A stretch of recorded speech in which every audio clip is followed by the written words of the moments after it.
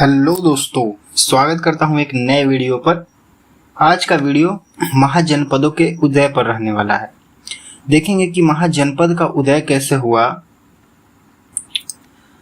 है ना, और कौन सा काल में हुआ और कैसे हुआ, ये सब इस वीडियो में जानेंगे, तो बने रहें अंत तक। देखिए, सबसे पहले आता है महाजनपदों का उदय, और इसका टाइम पीरियड की अगर बात करें तो ये लगभग जो है 600 BC है ना, मतलब कि 6ठी शताब्दी ईसा पूर्व के आसपास भारत में महाजनपदों का उदय हुआ। इस काल जो है, यह काल जो है उत्तर वैदिक युग के बाद का समय है। उत्तर वैदिक युग कहने का मतलब ये है कि जो वैदिक एज है ना, वैदिक एज है वो 1500 से 600 BC को माना जाता है। 600 BC को माना जाता है। तो लगभग 600 BC के आसपास का ये समय माना जाता है ना। अभी देखते हैं, जब आर्यों का प्रसार गंगा के मैदान तक हो चुका था। अब देखते हैं कि इस समय लौह आयरन के उपयोग से कृषि होने लगा और शहरीकरण में तीव्र विकास होता है। पहली नगरीय सभ्यता सिंधु घाटी सभ्यता को मानी जाती है, और दूसरी जो नगरीय सभ्यता है वो लगभग 6ठी शताब्दी ईसा पूर्व के बाद मानी जाती है ना, जिसमें राज्य जो है जनपद बड़े होके महाजनपद बने। देखिए, सबसे पहला क्या होता है कि एग्रीकल्चर होना शुरू हो जाता है। एग्रीकल्चर करेंगे तो हमको एक जगह पर रुक कर है ना, बहुत समय तक ठहर कर एग्रीकल्चर करना पड़ेगा। अभी क्या होता था कि जब वहां पे लोग बसते रह गए तो जनपद बन गया है ना, जनपद बन गया, और बहुत सारे जनपद मिल करके एक महाजनपद बनता है। और नए टोटल जो भारत में है ऐसे 16 महाजनपदों का विकास होता है। देखिए, कौन कौन से कारण थे महाजनपदों के उदय के, वो देखते हैं जरा। देखिए, पहली बात है कृषि का विकास हुआ इस समय है ना। हल मतलब लोहा के कृषि उपकरण का खोज होने लगा, जिससे खेती में वृद्धि होने लगी, एग्रीकल्चर में वृद्धि होने लगी है ना, और भूमि उपजाऊ बने। देखिए, सरप्लस जो थे माने अधिशेष अनाज उत्पादन हुआ, माने खाने से ज्यादा उत्पादन लोग करने लगे। और जब खाने से ज्यादा उत्पादन करने लगेंगे तो क्या होगा कि व्यापार भी चालू हो जाएगा है ना, जिसमें बड़ी संख्या का पोषण संभव हुआ। सेकंड नंबर देखते हैं, स्थायी जीवन जीने लगे। कृषि करेंगे तो हमको एक जगह पर रुक कर करना पड़ेगा, जिससे क्या हुआ कि लोग स्थायी जीवन जीने लगे थे है ना। लोग अब घुमंतु नहीं रहे थे। पहले लोग क्या थे, घुमंतु थे है ना, एक जगह से दूसरे जगह पर जाते थे। ठीक है, मतलब एक जगह का सोर्स उपयोग कर लिया, जब वहां का खत्म हो गया सोर्स तो दूसरे जगह चले जाते थे ना, बल्कि गंगा के मैदान इलाकों में बसने लगे। और गंगा की भूमि है तो उपजाऊ तो होगी ही, लोग कृषि करेंगे बढ़ चढ़ के। लोहा का भी आविष्कार हो गया था, कृषि उपकरण बनने लगे थे लोहा के है ना। अब आता है कि आर्थिक कारण। देखिए, इस समय क्या हुआ कि लोग अधिशेष अनाज का उत्पादन करने लगे। तो अधिशेष अनाज के उत्पादन के कारण क्या होगा कि व्यापार होगा तो यहाँ से मुद्रा का प्रयोग होना चालू हुआ, और शहरीकरण के बड़े बड़े राज्यों की आवश्यकता भी पैदा की है ना। जैसे कि व्यापार करने के लिए एक बड़ा सा शहर चाहिए, मंडी चाहिए, तो बड़े बड़े राज्य शहर बने है ना। मुद्रा, व्यापार करने के लिए करेंसी बने है ना। और शहरीकरण हम इससे पहले बता चुके हैं कि फर्स्ट जो है अर्बनाइजेशन सिंधु घाटी सभ्यता को माना जाता है, और सेकंड जो है वो 6ठी शताब्दी ईसा पूर्व के समय काल को माना जाता है। आगे बढ़ के देखते हैं, एक और जो चौथा कारण था वो राजनीतिक कारण भी थी, क्योंकि इस समय छोटे छोटे कुल या जनपद है ना, जो कुल या फिर जनपद धीरे धीरे संगठित होकर बड़े राजनीतिक इकाई बनने लगे है ना, जिसको महाजनपद कहा जाने लगा।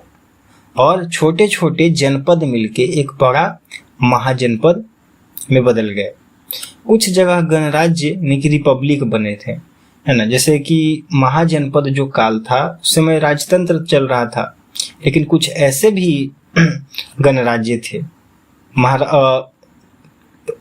कुछ ऐसे भी महाजनपद थे जहां गणराज्य हुआ करता था, जैसे कि वज्जी हो गया, मगध मल्ल हो गया, वज्जी हो गया, ये सब गणराज्य थे। और कुछ जगहों पे मोनार्की चलती थी, माने राजतंत्र चलती थी, जैसे कि मगध और etc। धार्मिक सामाजिक परिवर्तन के बारे में अगर देखेंगे, 5वां कारण है, तो इस समय बौद्ध और जैन धर्म का उदय हुआ और ने इस काल में सामाजिक चेतना को बढ़ाया, है ना। बौद्ध धर्म की शुरुआत इसी समय काल में हुई थी, 6ठी शताब्दी ईसा पूर्व में ही, और जैन धर्म की शुरुआत भी इसी समय हुई थी। बौद्ध धर्म के संस्थापक महात्मा बुद्ध को माना जाता है, जैन धर्म के संस्थापक ऋषभ देव को माना जाता है, लेकिन वास्तविक संस्थापक जो हैं वो महावीर स्वामी को माना जाता है। ठीक है, नेक्स्ट बढ़ते हैं आगे। अभी देखते हैं कि महाजनपद का उदय, तो पहले पढ़ चुके हैं कि लगभग 600 ईसा पूर्व के आसपास महाजनपदों का उदय होता है। अगर इसका विकास क्रम की बात करें तो पहले कबीला हुआ करते थे, कबीला से बने जन, और जन से आगे चल के बना जनपद, और जनपद से बनता है महाजनपद, और भारत में टोटल 16 महाजनपद बने। आगे देखते हैं इनकी जानकारी का स्रोत कहाँ से मिलता है, कौन सा किताब है जो कहता है कि भारत में 16 महाजनपद थे। देखिए, 2 ग्रंथ आता है, 2 धर्मों का ग्रंथ। सबसे पहला आता है बौद्ध ग्रंथ। बौद्ध ग्रंथ की 2 किताबें हैं, पहला जो है अंगुत्तर निकाय, दूसरा आता है महावस्तु। ये दोनों ग्रंथों में जो है 16 महाजनपद का जानकारी के स्रोत दिया गया है। दूसरा नंबर जैन ग्रंथ के बारे में बात करते हैं तो भगवती सूत्र है। भगवती सूत्र में भी 16 महाजनपद का उदय की जानकारी मिलती है। अब वो 16 महाजनपद कौन थे, है ना, वो आगे पढ़ते हैं। देखिए, 16 महाजनपद बौद्ध ग्रंथ अंगुत्तर निकाय एवं जैन ग्रंथ भगवती सूत्र के हिसाब से कौन कौन से थे, ये देख सकते हैं। सबसे पहला देखेंगे क्रम, अंग था, और अंग की राजधानी हुआ करती थी चंपा, और इसका जो फिलहाल का ये जो एरिया है, मतलब कि वर्तमान स्थिति है, वो भागलपुर मुंगेर के साइड है, यानी कि बिहार के साइड में है ना। मुंगेर भागलपुर बिहार में है। दूसरा देखते हैं जो मगध था, है ना, मगध, जिसकी राजधानी राजगृह हुआ करती थी, बाद में इसकी राजधानी पाटलिपुत्र को बना दिया गया था, और अभी जो एरिया है वो गया, पटना, नवादा, ये सब का क्षेत्र पड़ता है। तीसरा आता है वज्जी। तो वज्जी जो है, वज्जी की राजधानी वैशाली हुआ करती थी, या इसको मिथिला कह दीजिए या फिर विदेह कह दीजिए, और ये वर्तमान के बिहार में स्थित है। तो ये 3 जो है वो बिहार से रिलेटेड है। क्वेश्चन आएगा कि कौन सी वो 3 जो हैं महाजनपद जो बिहार में थे, तो याद रखिएगा अंग, मगध, वज्जी, है ना, अंग, मगध, वज्जी। चौथा नंबर पे चलते हैं, मल्ल है। तो मल्ल की राजधानी जो होती थी कुशीनगर, इसका एक और नाम था कुशावती, और याद रखेंगे कि बुद्ध की मृत्यु कुशीनगर में ही हुई थी। और भारत का पहला गणराज्य जो है वो मल्ल ही था, है ना, भारत का पहला गणराज्य मल्ल ही था। देखिए, अवंती आता है 5वां नंबर पे। अवंती के बारे में जानते हैं कि इसकी राजधानी उज्जैन हुआ करती थी, और मतलब कि 2 राजधानियां हुआ करती थी, उज्जैन और एक महिष्मती।